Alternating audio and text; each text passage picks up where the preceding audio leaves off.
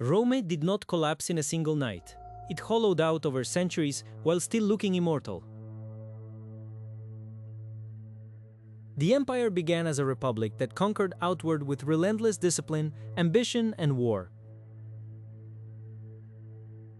By the 2nd century, Rome stretched across the Mediterranean and seemed to have solved the problem of imperial control.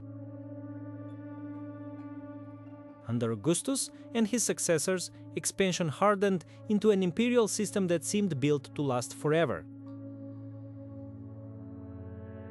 Its capital projected order, prestige, and authority. Rome was not just a city. It was the center of a world. Monuments like the Colosseum symbolized confidence, wealth, and the ability of the state to command labor and spectacle. But Rome's real foundation was not marble. It was military power. Legions guarded frontiers, crushed rebellions, and enforced imperial will from Britain to Syria. They were organized, equipped, and disciplined at a level few ancient states could match. Even in the 2nd century, under emperors like Marcus Aurelius, Rome still looked formidable. Yet, the strain was already visible. Endless war, plague, and succession. Pressure eroded the calm of the Pax Romana. After Marcus Aurelius, the empire lost more than a ruler. It lost stability at the top. Emperors increasingly had to buy loyalty from the army, and the army learned that emperors could be made or broken by force. Septimius Severus strengthened the military state, but his victory also deepened the empire's dependence on soldiers and cash. His son Caracalla widened citizenship, but not to create equality. He needed a broader tax base for an expensive empire. Even while imperial architecture stayed grand, the cost of maintaining the system kept rising.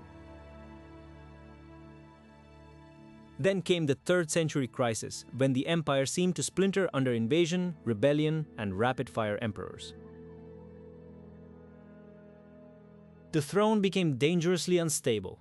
Commanders rose and fell in a cycle of battlefield promotion and assassination. Defensive walls around Rome itself showed how much the old confidence had faded. Aurelian restored territory, but recovery did not erase the deeper illness. Political violence had become normal. Diocletian imposed harsh order on the chaos. He rebuilt the state as a more rigid and more militarized machine. His tetrarchy tried to solve the succession problem by sharing imperial rule between multiple emperors. It was an impressive reform, but it also admitted the truth. One emperor could no longer easily manage the whole system. The empire survived by becoming more bureaucratic, more centralized, and more demanding of its subjects. When Constantine fought his rivals, civil war again decided the future of Rome. His rise was wrapped in divine symbolism, turning military victory into sacred legitimacy.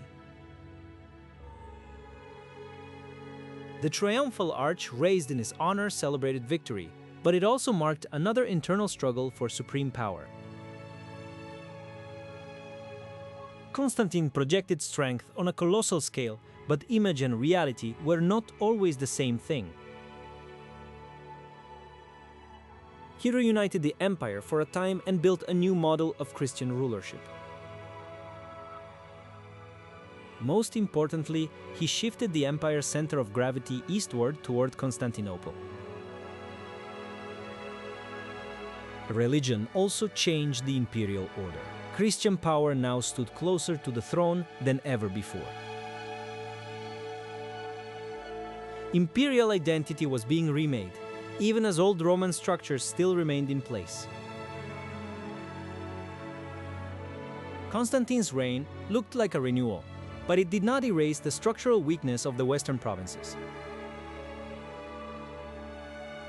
By the late 4th century, emperors ruled an empire increasingly divided in practice, even when it was unified in theory. Theodosius would be remembered as the last emperor to rule both halves before the final split. After 395, East and West followed different paths. The East was richer, denser, and easier to defend.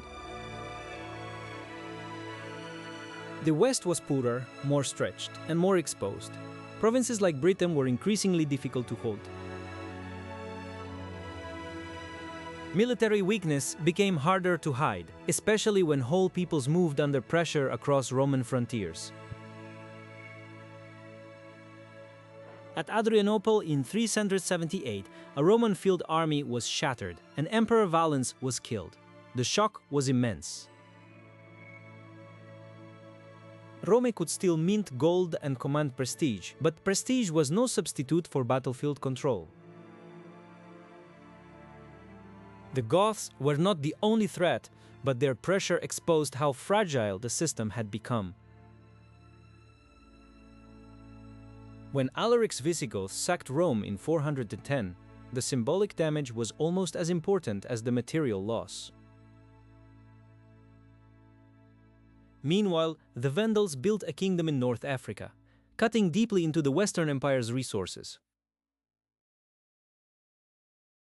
Their movement from Europe into Africa was not just migration.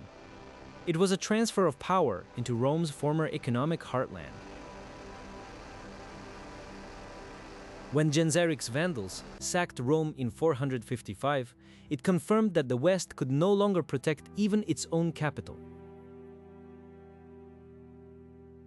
The Huns made everything worse. Their expansion destabilized frontier politics and pushed other groups into Roman lands.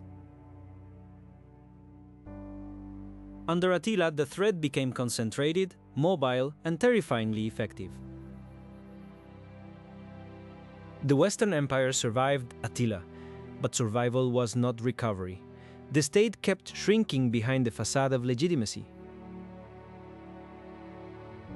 By the late 5th century, the Western imperial map had become a patchwork of losses, compromises, and successor kingdoms. Yet Rome did not vanish everywhere. In Constantinople, imperial institutions, court ceremony, and Roman law endured. The Eastern Empire preserved and adapted Roman power instead of surrendering it. Its capital kept the monuments, symbols, and memory of empire alive long after the West had failed. Later, emperors like Justinian still claimed the Roman inheritance openly and confidently. That continuity matters, because the story is not simply that Rome fell, it is that the Western Empire collapsed while the Eastern Empire transformed. So did Rome destroy itself? In part, yes. Civil war, bad succession, military politics, and fiscal pressure did enormous damage from within. But internal rot alone is not enough to explain it. Rome also faced migration, invasion, regional fracture, and the slow transfer of power eastward.